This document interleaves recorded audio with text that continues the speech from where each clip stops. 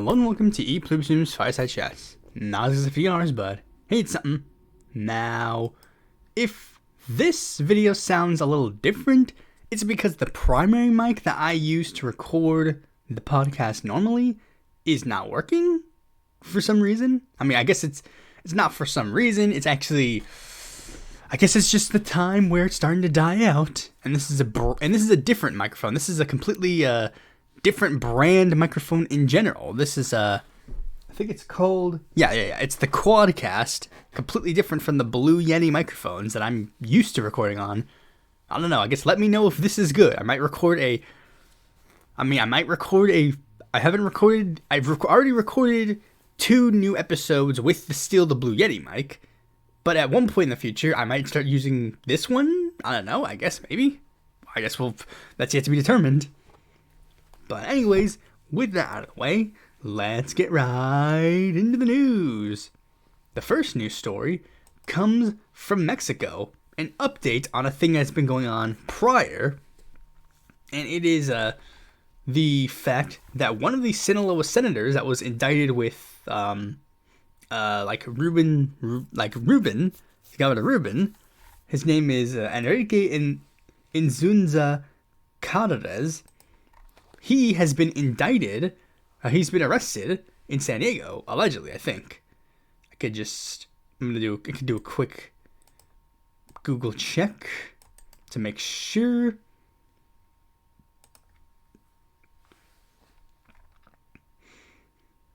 Yeah, it seems that the general consensus is that he has been arrested. And yeah, pretty effed up. I mean, some people, I saw a comment under one of my videos where it said, but this is the thing. I'm not believing any of these indictments. I'm not believing a single one. I mean, there's multiple reasons why I'm not believing these indictments. One, because it's Trump administration. I basically have admitted that at this point in time, that I'm just not believing any of the things that the Trump administration is saying in this term. That's just a fact. I'm just sorry. But 2, it's because of the fact that, again, I can't buy any of these guys in their alleged indictments against, the Sinaloa cartel's infiltration when they also literally just let out Juan Orlando Hernandez so that they can do this big, massive conspiracy against people like Gustavo Petro and Claudia Sheinbaum. Most of this stuff is probably coming from Hernandez. And he's, it's like, their drug traffickers are fine, but then other side, oh, heaven forbid. But yeah, there's not much else for me to say except Free Enrique. But speaking of, speaking of escalations in regards to other Latin American countries, there's also been an escalation in the Cuba situation as former leader Raúl Castro has been arrested. And the news goes on to state, and the reason why this is happening is because he's being indicted under a 1996 downing of 2 civilian planes, killing 4. And on Wednesday, the U.S. Attorney General Todd Blanche says, for the first time in nearly 70 years, senior leadership of the Cuban regime has been charged in the country and the United States of America for acts of violence resulting in the death of American citizens. And it says here, nations and their leaders can't be permitted to target Americans, kill them, and not face accountability. Still haven't faced any repercussions for the fact that they killed Rachel Corrie, have they? Still haven't faced any problems for the fact that there have been multiple American citizens that have been arrested and beaten by Israel, and still nothing. And it's just, this is, again, just another example of the U.S. using their pull to try and, the whole thing is that they're trying to, they're basically using this as sort of grounds for more attacks against the Cuban regime. Donald Trump has claimed that this is not going to lead to an escalation, but come on, be honest. This is happening, and this is again a similar thing towards what happened with Iran, and this is similar to what happened in Iran for one other reason, and it has to do with this video Marco Rubio put out. And it's an embarrassing video for every sense of the word. It's a super embarrassing video in every sense of the word. Let's see it. I mean, we're not gonna watch the whole thing, but we're gonna see bits of it. En un día como hoy, en el 1902, la bandera cubana ondeó por primera vez sobre un país independiente. Pero sé que hoy ustedes, quienes llaman a la isla... Yeah, and this is the thing. This video he made, this is the weird thing. Unlike other US propaganda, he's seemingly trying to pretend that this is actually for the Cuban people. But again, this is just funny. Hold on, let me see. This is where things get things crazy, because it's just like one of the big things that has been led to like the current propaganda piece is a group called Gaesa, which is like a company made by the Cuban government and Cuban military that kind of like, I guess is like the main like benefactors in the Cuban economy. Pero nada ha sido utilizado para ayudar al pueblo. Hace 30 años, Raúl Castro fundó una empresa llamada Gaesa. Esta empresa es propiedad de las Fuerzas Armadas y está operada por ellos y cuenta con ingresos 3 veces superiores al presupuesto de su gobierno actual. Hoy, mientras ustedes sufren, estos empresarios tienen $18 mil millones en activos y controlan el 70% de la economía de Cuba. Obtienen ganancias de hoteles, construcciones, bancos, tiendas y incluso del dinero que sus familiares le envían desde... Because the first thing I'm gonna say is this, because that's one of the things, like, wow, Gaesa controls on major aspects of the Cuban economy. That's so evil. It's like, cool. U.S. would never do anything like that. No. There's one part in the middle that is even more fucking funny. Let me see. No rinde cuenta el rol que desempeña un estado. Cuba hasta aquí en Estados Unidos. Like, listen to this part. This is funny. Hoy, Cuba no está controlada por ninguna revolución. Cuba está controlada por Gaesa, un estado dentro del estado que no rinde cuentas a nadie y acapara las ganancias de sus negocios para beneficios de una pequeña élite. Y el único rol que desempeña el llamado gobierno es exigirle a ustedes que sigan haciendo sacrificios y reprimiendo a cualquiera que se atreva a quejarse. El presidente Trump ofrece... Yeah, U.S. government would never do anything of the sort. Never would do anything of the sort. Like that's literally like, because like this specifically, this is similar. Like, again, what happened with Iran? Because like this is like Donald Trump was going with like being like, oh, Iran is murdering all the civilians in protest. And it's like he said this after he murdered Renee Good. So it's like, again, like this is the thing. Like this, like Marco Rubio is saying very clearly that a government that hoards wealth, that benefits a small elite over the people, should be overthrown. That's what he's saying. That is what Marco Rubio is saying right here, right now. That is what he is saying. These are his words. And the same thing with like Donald Trump. Like Donald Trump saying, like Donald Trump said that a government that suppresses its people and kills protesters should be overthrown. That's what they're saying. Again, if you were to actually hold these standards, what are you actually saying? This specifically reminds me of when both of these things happened, this exactly reminded me of a copy pasta that I remember reading. I don't know if it's not that famous of a copy pasta, but it's an interesting copy pasta where it's like a king and a knight are in a room, and the king tells the knight, "You must kill the dragon." And the knight says, "Very well, my liege, but might I ask why I'm killing the dragon?" And then the king says, "You are killing the dragon because dragons hoard a lot of wealth. They hoard too much wealth, and people are afraid of their capricious moods that could possibly harm them." And the knight then turns to him and says, "Very well, my liege," as he slowly unsheathed his sword. The point of it is to point out the fact that the king is no different than the dragon. And it's like, again, what are these guys saying? Like, yeah, honestly, but like, this is, I just have to say it. I'm sorry. I have to say it. You guys didn't let me make the podcast, so I have to say it. I have to keep saying it. This wouldn't have happened under Kamala. I'm sorry. She sucks. She shouldn't be the nominee again, but I'm just saying this wouldn't have happened under Kamala. But anyways, let's move on to the next story. And it's a story I haven't covered. It's been going on for a bit, but I haven't really covered it because I guess I just need a little bit more of an understanding of what was happening in the situation. And basically, as of now, Bolivia is currently under a general strike. Like, because they're currently facing a little bit of an economic crisis, and there's been a massive general strike that has been, of course, demanding the resignation of Rodrigo Paz, which is like one of the biggest. This is like basically, I've mentioned this before. This is basically how every single Latin American protest always ends up, where it's like they demand the resignation of the guy in charge. And many of the people in this country, particularly, farmers, miners, teachers, public sector workers, and largely the indigenous community, are leading this charge. And another aspect of this, I don't know if it'll mention in this in this article. So yeah, we're gonna get to a little bit about this in a bit, but elements of this also relates to Evo Morales. Because Evo Morales, I'll just get to this part, where it's like, it seems that there's a lot of elements regarding Evo Morales. Because I have to mention this about because Western leftists aren't necessarily, it's a little bit of a here and there statement, because I'm just gonna, let me see, renunciate the presidente.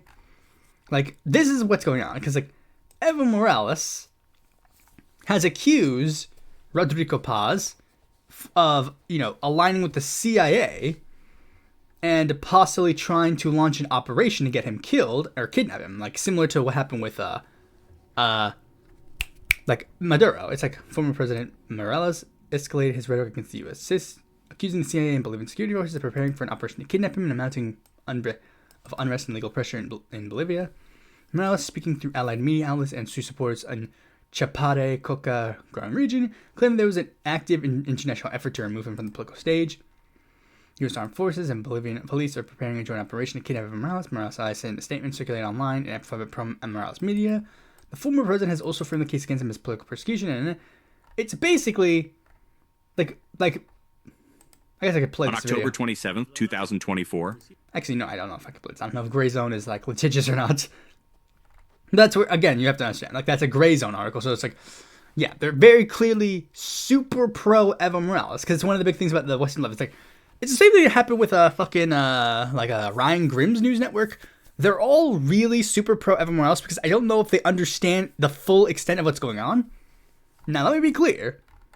I'm not going to necessarily negate the fact that there are, U.S. military forces or CIA that could possibly be going after Evo Morales. I'm not necessarily negating the fact that that is possible. Again, we just covered 2 news stories where it's the CIA invaded Mexico and is arresting Mexican political leaders, and the CIA is currently going after Raúl Castro. So I'm not necessarily saying that's the case, but you also have to understand that there is a larger political situation that is going on that is beyond just that. And it's the fact that Evo Morales has, again, been currently facing a legal battle over the fact that he allegedly fathered a child with a 15-year-old girl while he was in office. Now, some people, again, want to say that this case is a political persecution, that this is actually not actually about that case, and it's just purely about a way to get Evo Morales. And on the fact that they are specifically... On the fact that they're specific, again, this is coming at the behest of the United States and right-wing governments who are again behest of the United States, who are at the behest of Donald Trump, who's a fucking pedophile. But again, you have to understand this situation again, because and the reason why I'm also not going to negate this is the fact that Rodrigo Paz has randomly arrested Luis Arce for random baseless accusations of corruption. And, he's currently in jail without any. He hasn't even been on trial yet. So he's just in jail now, and it's just I'm not saying that there isn't a case that this is I guess I should say it's the same thing to the Mexico case, because I guess technically, I'm not saying that Ruben Moya is not connected to the cartels in any capacity. I'm just saying I haven't seen any evidence for that specific thing, but also acknowledging that it is I guess for like the term is trumped up charges, where it's like, or I guess like, yeah, I guess it's like selective justice, also another term, where it's like they're choosing to go after people who, like, because again, it's like going after the Bolivian pedophiles, that's one thing, but you can't go after the United States pedophiles, who no. So yeah, but like the one thing I will say about it, from what I've seen of the Bolivian general strike, is that it's working. It's been pretty impactful. The Bolivian general strike, I mean, even if I would necessarily disagree with the, like, because, like, one of the big things about it is that they're also, like, doing it extremely because they like Evo Morales. And I'm not a fan of Evo Morales, especially as of late. But even then, you have to acknowledge, I mean, again, they're doing a pretty good job. They're able to, like, put the country into a standstill. And this is even going so far where it's, like, I think the current escalation is that they're giving Rodrigo Paz's government 90 days to call for new general elections, and if they don't do it, then, I mean, I don't know what happens next. I guess that'll be yet to be determined. But I mean, yeah, I think it's pretty interesting at the very least, and, like, I have to give credit to Evo Morales on this. The only reason why this big general strike could happen is because of the massive power that Evo Morales gave to the indigenous community of Bolivia. And for that, we can always commend him. But anyways, let's move on to the next story. A sad news story, and it's a really sad one. So, the San Diego mosque shooting that just happened. And let's just get into it. 2 teenagers shot up and killed 3 people in an attack on a California mosque, were radicalized when they first met online and shared white supremacist views, according to authorities writing that they authored. The pair did not discriminate on who they hate. The FBI agent said the writings obtained on the Associated Press included hateful rhetoric towards Jewish people, Muslims, and Islam, as well as LGBTQ people, black people, women, and both the political left and right. Both express beliefs white people are being eliminated, and one writes about mental health struggles being rejected by women. So, the shooters are these 2 people. I'm not going to say their names, but their names are obviously out there. And it's 3 men were killed, including a man named Amin Abdullah, a beloved security guard, who did his best to try and, this guy's fucking amazing. Amin Abdullah, 140 school children, 140, I wish to be Muslim, school children were just steps away from them, and he was able to divert their attention. That is amazing. It's actually really commendable. I don't know if you could tell, but, these are the 3 people who died. Amin Abdullah, Mr. Kathra, and Nadir Awad. And it's, because this is, there's one thing I need to mention. The one thing I'll mention this right here before I get into the other parts of the story is the fact that this is very 100%, this is 100% explicitly based on the New Zealand attack, if I remember correctly. The New Zealand, I don't remember if it was a synagogue shooting or a mosque shooting. I forget his name too. Tarrant was his last name, but it's based on this one, and it's really fucked up that a lot of these mass shooting incidents are always inspired by other ones. One of the big ones, one of the ones that is most famous is the fact that a lot of school shootings are based on the Columbine shootings, and it's people always feel this need to be inspired by the most fucked up people to do more fucked up things. It's really this part of it is really fucking depressing, and it's just it's just big, insane that it's happening. And what's worse is that I saw some people that are actually indicating that this could actually be part of a broader conspiracy among far-right movements in America, because there's apparently at least 2 groups that are an actual far-right cult, and it's weird. This is also part of the trend of nihilist violent extremists, people who are basically depressed teens. I guess this is best. I think the term nihilistic violent extremist is actually kind of being used as a way to express to say far right terrorism without saying. I'll just pull up this part real quick. like right here, nihilistic violent extremism. It's a term used by law enforcement agencies to refer to extremism and violence lacking ideological motivation, instead of motivated by misanthropic worldview and general hatred of society. It's closely associated with groups like this one. This is one of the groups that was talked about, and not this one. This is a different one. And it says, because this is the thing, it's like, despite nihilistic violent extremists' characterizations of being unmotivated by genuine ideology, groups or individuals falling under this umbrella adopt the aesthetics or tactics or have sympathies for other extremist ideologies like neo-Nazism, the variant of Socialism associated with this group, which is another example of, like the groups that they mentioned were this group and this group. And everyone was trying to be like, oh, well, no, this is not a neo-Nazi group. And it's like, it is a neo-Nazi group. I mean, I don't know if this one specifically is a neo-Nazi group, but yeah, it says right here. Neo-Nazi group. It's a satanic neo-Nazi group. And this group is also a satanic neo-Nazi group that is, I think it's also like a fucking pedophile group. So, and like, yeah, because like the group, like they didn't have like symbols associated with these two groups specifically, but they had like neo-Nazi symbols. So it's like, again, it's like from what it seems like, hold on. When did this term originate?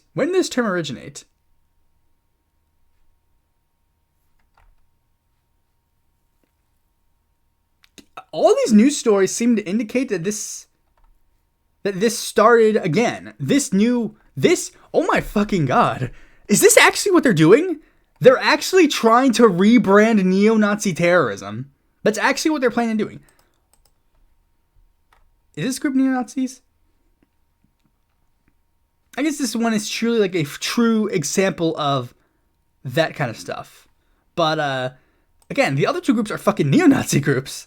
So it's like, again, it's just like rebranding neo-Nazi terrorism under this different label. Oh my fucking god, that's crazy. That's what they're actually trying to do. But anyways, you get my point in this. Like, this is like what it's like generally labeled as. But like, again, these two fucking people were neo-Nazis. They were objectively 100% factual neo-Nazis. Because like it says, like, for those who try to frame the San Diego Mosque as anything other than neo-Nazi white supremacists, they had, black sun, swastikas, odal runes, Atomwaffen symbols. They have tons of like elements of their look. Swastika, race war, now, black sun, Atomwaffen. I can't read this one specifically, but I'm pretty sure it's like a specific reference. And like, again, like, and this is the thing, they explicitly, again, like, modeled themselves, like, this was literally meant to be like because like, this is one of the big thing. And this is one of the things that actually kind of made me depressed when reading about them. Like, reading about this case specifically. Because it's just like, oh my fucking, like, this is the part that really, really bothered me. And it's the fact that, again, these two, I don't know if you read their names, but these two people were not white at all. They weren't white. But it's just like, yes, there is just this strange subsection of like Latino people that are just Nazis. I don't even understand what is even the fucking point. And it's, again, like, very, another aspect of the story that made me fucking depressed was the fact that this happened where people immediately blamed trans people for the attack. And even though this man admits that he completely made this up, this story spread like wildfire. And now everybody just genuinely, not everybody, but like, again, they say you're trans, read this part. For the blank, you disgust me. You are nothing short of completely deranged and mentally ill, trying to force your delusion to become our reality. You get my point. You expect these guys to be, Like, these two people were not pro-trans at all. They were neo-Nazis. That's what they were.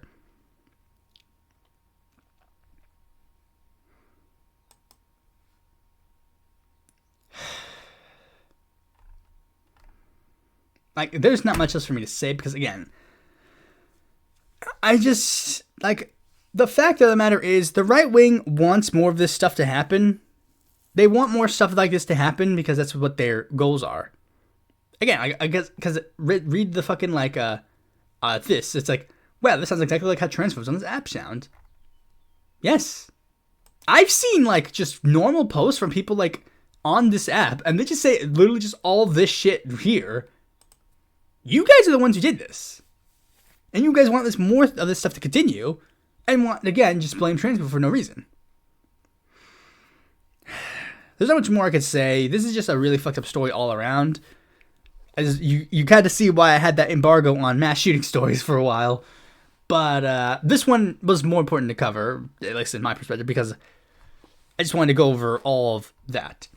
Let's move on to a slightly less depressing story. And it's like, because it's going to the horse race. It's an update on the DNC autopsy report. It was a very bad report. This is basically Ken Martin's, like, apology article. He pulls out the ukulele. He's like, I'm sorry for doing everything wrong. And it's fucking depressing. He's like, because let's just read this part. Let's just read this part. Because this is the part where it's like, this is the part where he explains why he did not release the report. When I commissioned a comprehensive review of the 2024 election, I started a process to answer those questions while interrogating what our party has systemically and historically fallen short. I didn't want the process delayed by anyone directly tied to the 2024 cycle, either that campaign or the consultants involved, and I did not want to put my own thumb on the scale for what might be produced. When I did ask for actionable takeaways for the future, I wanted real, in-depth, specific recommendations to improve our allocation of resources, tech data, organization, media strategy, and more. I chose someone who I thought could produce this type of report. When I received the report last year, it wasn't ready for prime time, not even close. And because no source material was provided, fixing it would have meant starting over from the beginning, every conversation, every interview, every data set. At the time, Democrats had just come off some massive wins of November's off-year elections, and midterm seasons were about to start. In December, I announced that we should shelve this report, and I meant what I said at the time, that I didn't think dwelling on 2024 or looking backwards so late in the game helped us to win elections. And at the end of the day, winning elections was my job. In short, I didn't want to create a distraction. Ironically, in doing so, I ended up creating an even bigger distraction, and for that I sincerely apologize. I'm not proud of this product. It does not meet my standards. It won't meet your standards. I don't endorse what's in this report or what's left out of it. I could not, in good faith, put the DNC stamp of approval on it, but transparency is paramount. So today, I'm releasing the report as I received it, in its entirety, unedited, unabridged, with annotations and claims that couldn't be verified. And there it is, the full DNC report.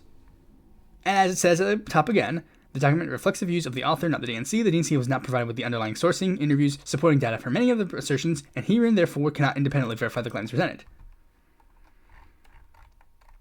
And this, again, this section, it goes over, like, it just basically, like, cites every single thing that is wrong with this article. Like, they have all the articles here, but they just genuinely do not, mention, like, because this is the big thing that a lot of people have always pointed out. They always did this, like, let's just do the thing. Palestine? Nothing! Okay, maybe they put Gaza. Nothing! Maybe they put Israel. Nothing! Okay, you know what, maybe they didn't do that. Why don't we try inflation?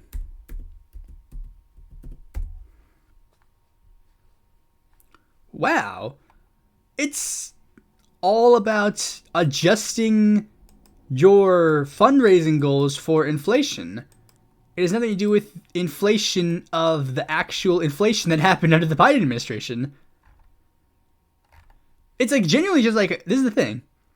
Nobody has liked this report at all. Some have claimed this report was actually written by AI because I don't know why, but I think it's made like some claim, people have made some claims that they've just put some of the sections into like AI fact checkers, and the AI fact checkers said, yeah, this is made by AI. But I don't know if that's true because, AI fact checkers are not necessarily the most reliable sources in the world. But the thing is,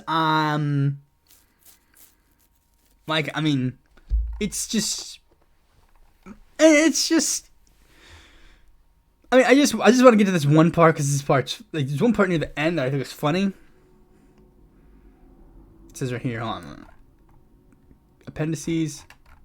Conclusion. This section was not provided by the author. It's just wow, the author didn't even include the conclusion section. Because this is the thing. This document, you can't make any conclusions off of it. Because, basically, most of the stuff that they say here is, kind of, really, really basic things. Because, I think, I read, CNN, did a thing where it's, the only, actual, because one of the big things is people criticize the document for, again, it does not offer any of the things that it said it was going to offer.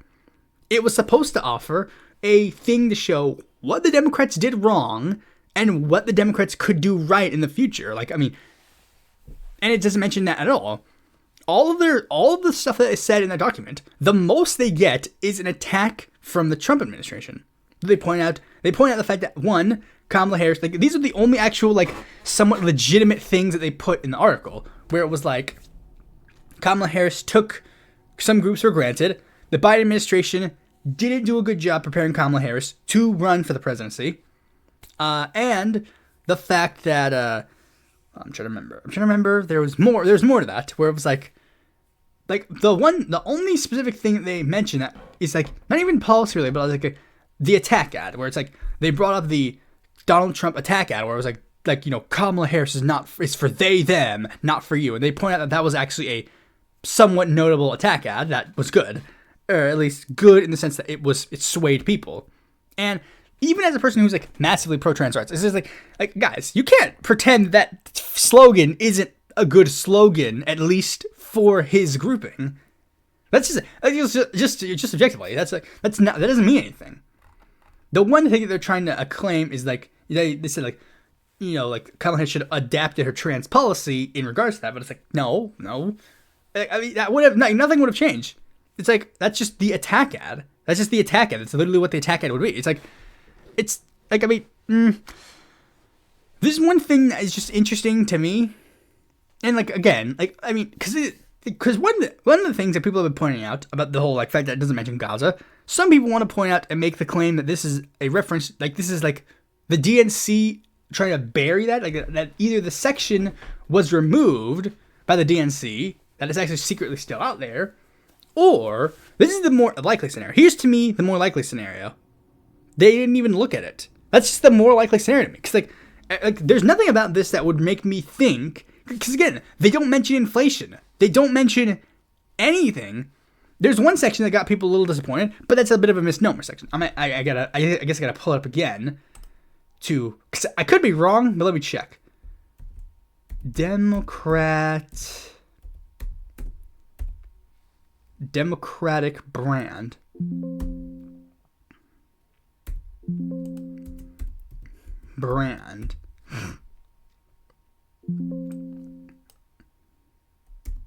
So just put brand. That might take me to that section. This is the part that people got a little exception, because they saw this part. The problem was the Democratic policy or party brand. That's a misnomer. The misnomer part, because some people say that they take this section out of context, but it's actually specifically referencing Josh Stein in North Carolina, which is true. He did not face any problems with the Democratic Party brand or policies. He did not face any problems with that whatsoever. That's just an objective fact. But they misnomered that to think that they were referring to the Democratic Party brand as a whole, but it's no. What they're saying is that Josh Stein won despite any failures on the Democratic Party brand. But again, the whole Gaza thing is I'm just saying, because I checked. They mentioned Michigan multiple times as an important state they didn't do well in. But again, they don't go in depth on it. Because this is the thing. If you genuinely wanted to do a 2024 autopsy report, Gaza has to be mentioned. Because I saw a clip from Hassan Piker where it was it's still said, even if it was mentioned in the fact that it's it didn't play that much of a role, which is a lie. We know it played much of a role. Again, Democrats have been spending months saying that it did play a major role by blaming all the leftists and the Muslims who did not vote for the Democratic Party in Michigan. And again, if you're going to do that, you also should change the policy so that you can adapt to the situation. Because again, this DNC report does nothing. It genuinely does nothing. That's the problem. This doesn't tell us this doesn't tell Democrats or leftists or liberals what to do. And it doesn't, that's the problem with it.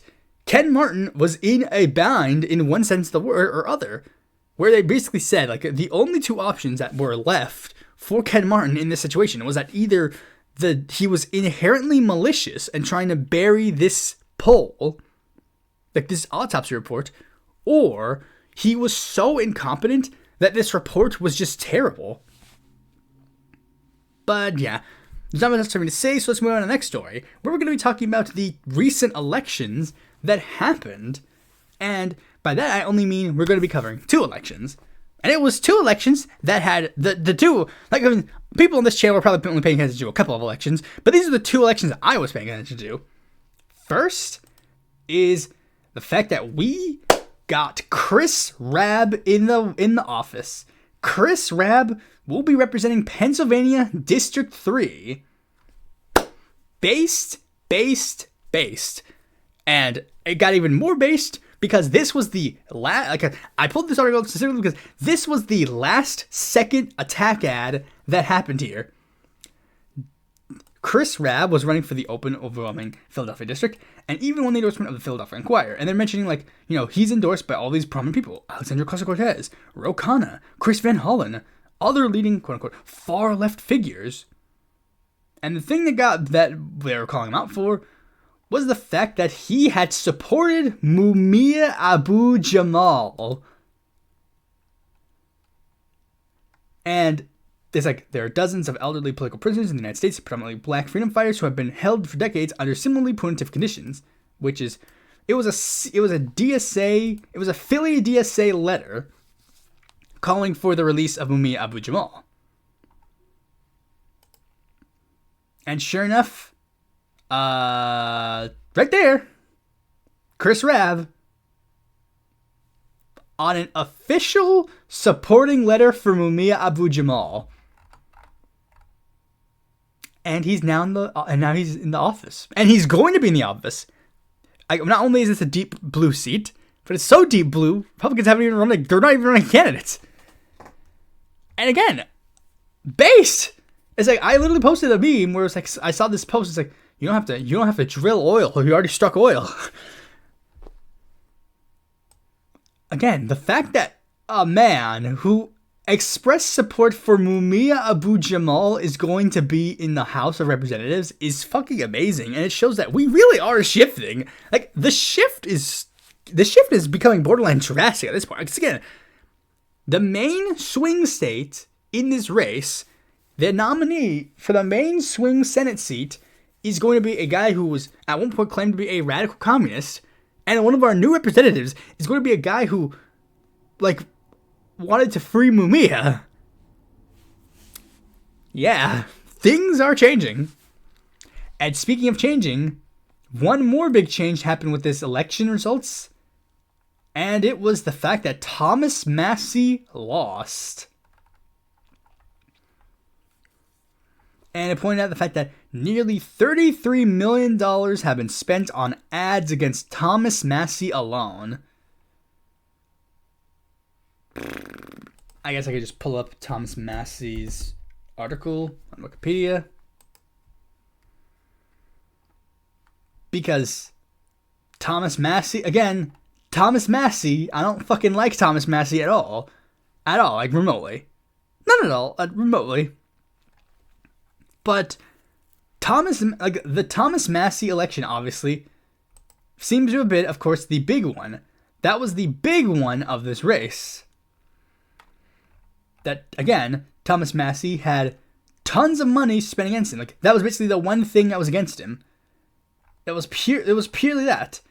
Ed Gallerin didn't make any campaign appearances during the race. He basically made no campaign appearances at all. And despite that, due to the fact that he just got the endorsement of Donald Trump and, yeah, these are Massey's endorsements. And these are Galleron's endorsements. Again, he didn't even make that much of a big.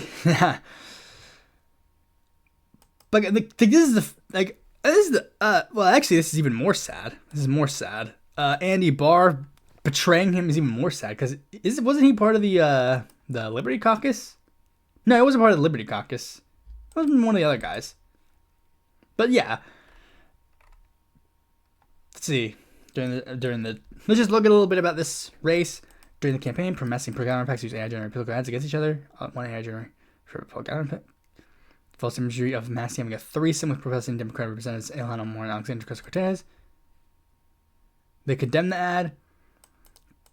Violating the Take It Down Act. Huh? Yeah, hold on. Let me check. Take It Down ad. Wait, there actually was a bill that was passed to ban. That was like, oh, because it's like revenge porn. 2 people vote against it. I'm gonna take a wild guess. Yep, yeah, sure enough, here it is. That's fucking funny.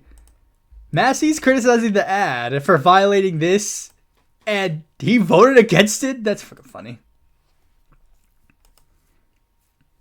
But basically, like, yeah, right here. Galleron decided to decline to debate Massey, ignored many interview requests, and did few public rallies. Like, literally, it's just...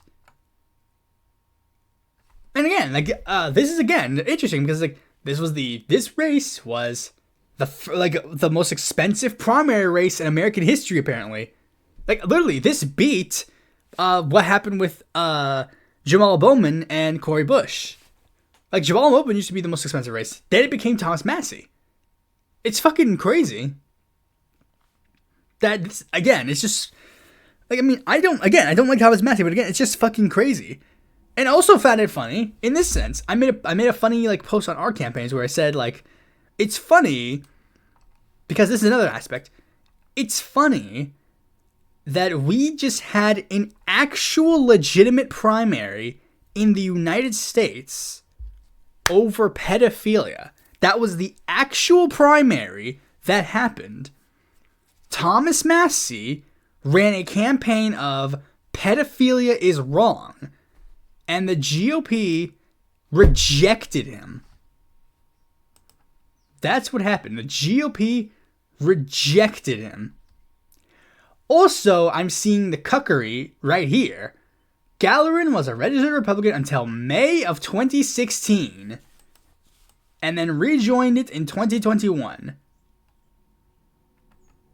I wonder what possibly could have happened in 2016 that might have caused him to leave the party. Such an actual fucking cuck. A pedophile supporting cuck. Pedophile supporting cuck right here, right there. This man is a pedophile supporting cuck. And you can't say it. You can't say I'm wrong. There it is, right there. Again, you ran an ad. You ran a campaign against Thomas Massey advocating for the release of the Epstein files.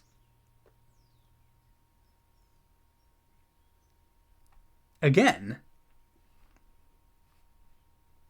like, this is just the thing. It's just fucking insane.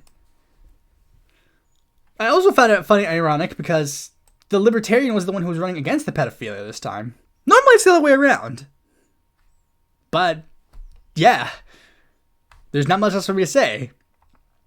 There are some people who are saying that there is potential for something else to happen. Let me see. I'm just going to check Israel foreign policy. I just wanted to check because I'm pretty sure, like, because I think Massey, he was like, it happened after, like, the vote where he, like, voted against Israel being a state, where he said, like, oh, I actually support Israel's right to exist, blah, blah, blah. But, like, that's beside the point.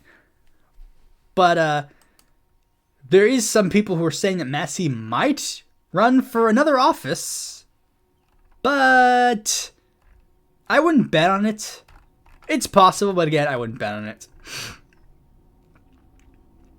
But I just decided to do something a little interesting. As a way to say our final goodbyes to the last libertarian in Congress, we're going to be doing a libertarian-oriented political quiz. Libertarian Values 3.0. Wait, hold on. Have I taken this one? Oh, yeah, I've taken this one. Yeah. I remember. I took this one already. I don't know if I took it on the channel, but I took it at one point. Libertarian Values is a quiz inspired by the Libertarian Values quiz designed to identify your position on the libertarian spectrum. While originally aimed at libertarians, it is suitable for anyone on the lib right or left right parts of the compass. That is, anyone who favors minimal or decentralized authority rather than authoritarianism. You will be presented with statements and asked to indicate your opinion, from strongly agree to strongly disagree, with each answer affecting your... Questions are presented in axis order. At the end, your responses are compared to the maximum possible values given to each percentage. Answer honestly. There are 102 questions to this test. And, again, it's like, this gives you the closest test, and this is an MIT license, Yeah. And you are given these axes.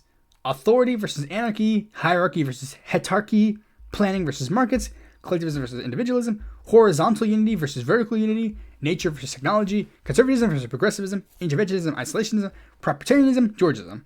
If I had to take a guess, I would say here.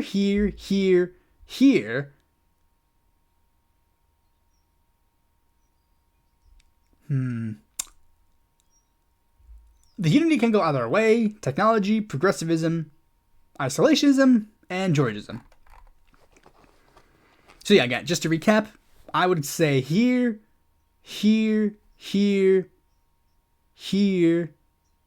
I guess with this being more clear, I might say here, maybe, but either or is possible again. Technology, progressive, isolation, and Georges. Alright, here we go. Taking the quiz. A minimal government is necessary to enforce contracts and protect property rights. Disagree, because I don't think that's what it should be for. Law enforcement should exist to prevent aggression and fraud. I mean, law enforcement, some form of law enforcement should exist, but I wouldn't necessarily say... yeah, I guess to prevent aggression, yeah. Courts are essential to resolve disputes fairly between individuals. Broadly, yeah, at least for the most... on principle, yes.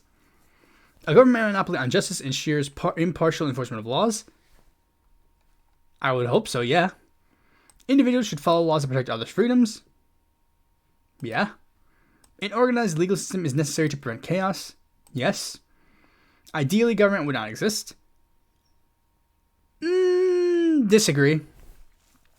Police and other hierarchical law institutions should be abolished. I would put neutral on sure, because the current law enforcement institutions as they exist now should be, at the very least, reformed massively.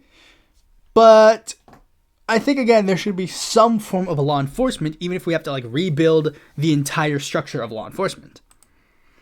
People can take care of each other without help from protection from the government. I'd put neutral on sure, because this is a here and there situation. We should abolish taxes. No. If a state exists, it should be as minimal as possible.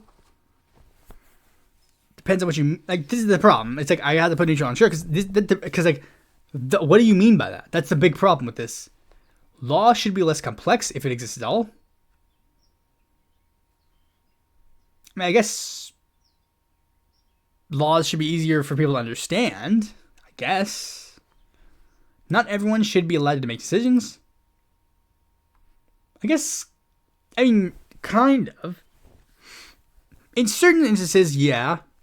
But otherwise, for the most part, I'll just put slightly agree, because, I'm only including it for the fact that, children, I guess. Children, they shouldn't be allowed to make certain decisions, I guess. I don't know. I'm just going by that interpretation. Communities should be free to establish their own internal hierarchies. Hierarchies are bad. Top-down structures for organizations work best? No. Membership in a community should be required consent to require consent to its governing authority.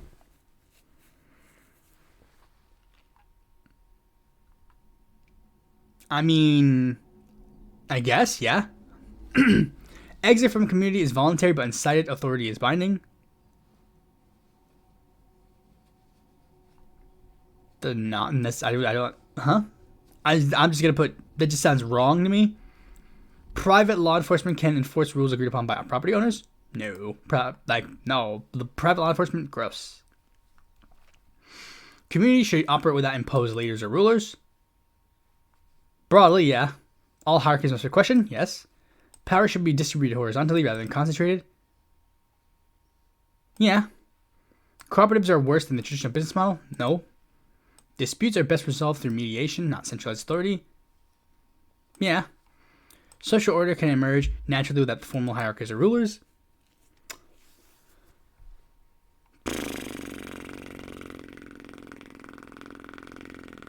I'm gonna put slight agree because there's a possibility. We should abolish money. Neutral, unsure. Decentrally planned economy is better than a market economy. Yeah. Mixed economy is better than the fully free market one. Yes. Market economies are inefficient. Yes. We should produce based on need, not by commodity. Yes. Economy needs coordination. Yes. The market will regulate itself. No. Free the market for the people. F no. Trade between individuals should be the basis of our economy. Kind of, yeah. I mean, for the most part. Economic planning will always lead to authoritarianism. No. Mixed economy is better than a fully planned one.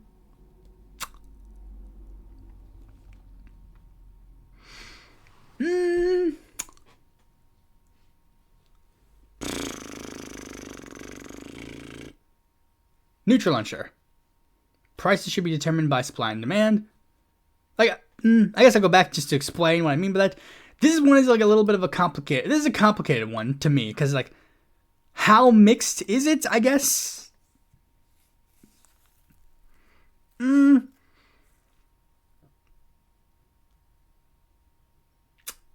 I guess put neutral, unsure. Prices should be determined by supply and demand.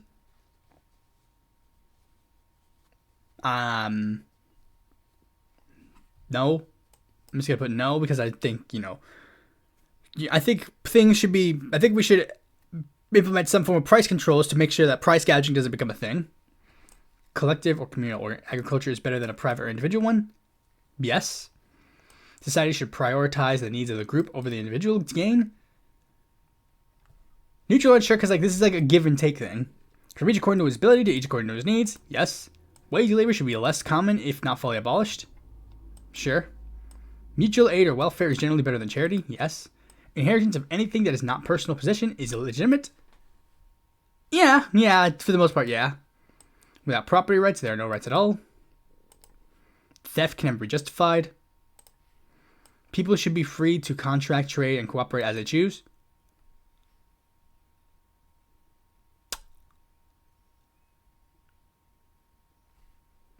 Just gonna put slight disagree because I have a feeling something's wrong with this, but I can't articulate what it is. If someone owns a piece of land, they should be able to set the rules on it. No one should own land. Voluntary agreements are preferable than collective mandates.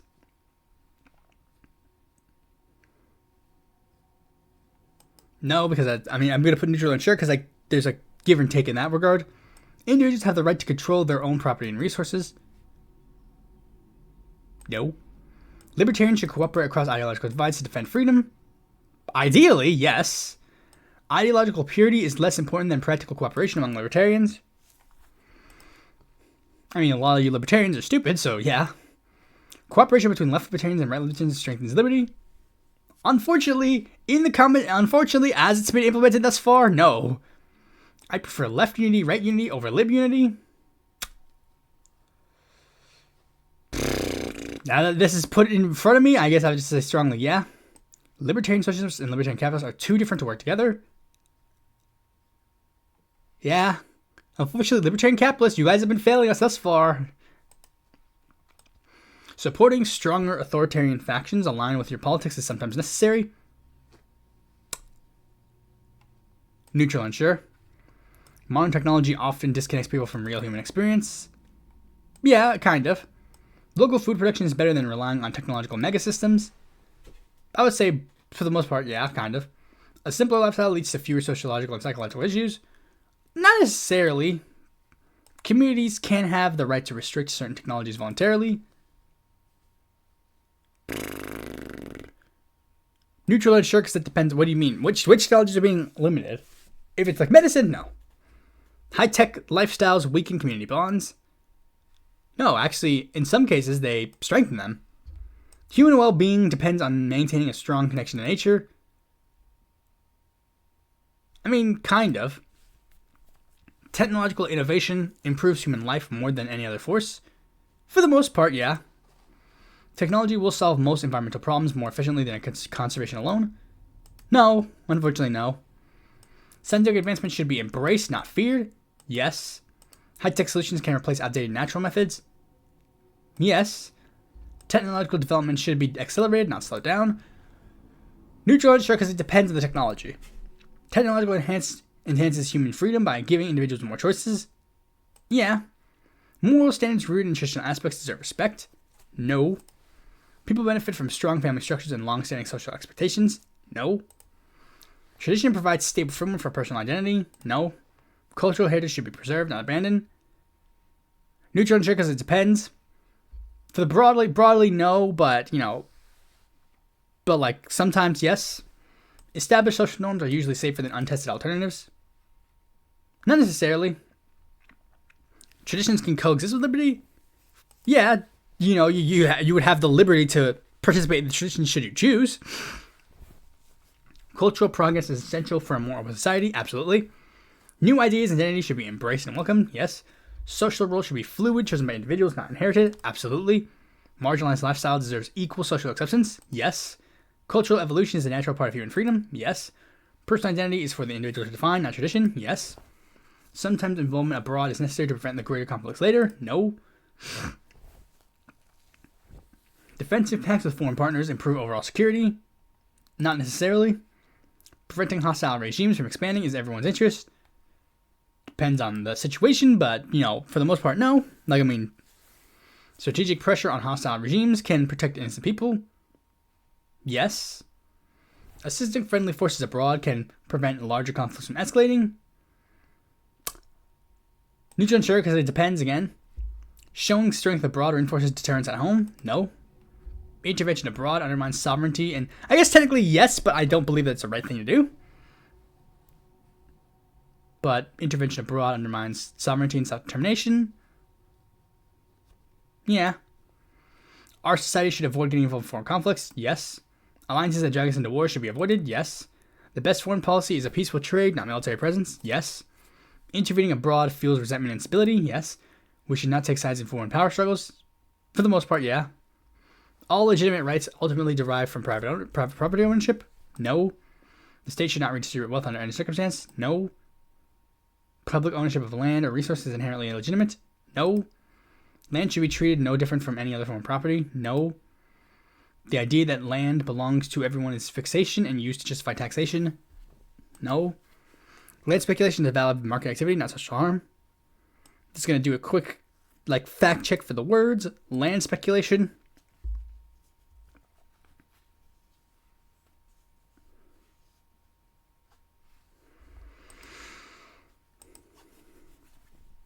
Just going to put neutral on sure. Individuals should own the value they create, but not the value of land itself. I guess. Land is common inheritance and should not be privately monopolized. Yeah, it should not be privately monopolized. And a tax on unimproved land value is the fairest form of taxation. No. Taxes on labor and productivity capital are unjust compared to land value taxes. No. Housing affordability problems are primarily caused by land speculation. Maybe? Yeah. Natural resources should not be generated private property without public compensation. Yeah. Alright, here we go. Authoritarian? That's a bit surprising. But I guess this is a libertarian test, so I guess that makes sense. Heterarchical. This thing. Very planning-oriented. Very collectivist.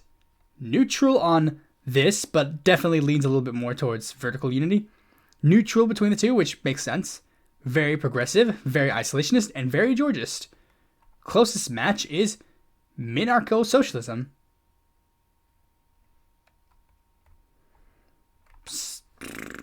Minarcho-socialism is a libertarian left ideology combining worker-owned means of production with a minimal state. It seeks to protect workers' rights. Let's just see. Does it have a Wikipedia page? Guess not.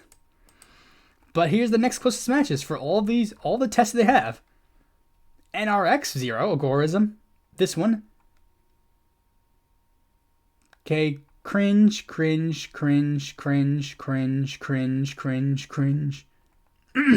I've heard of this one. Nordic model, social liberalism, green anarchism, Georgism, green libertarianism, social democracy, agrarian socialism.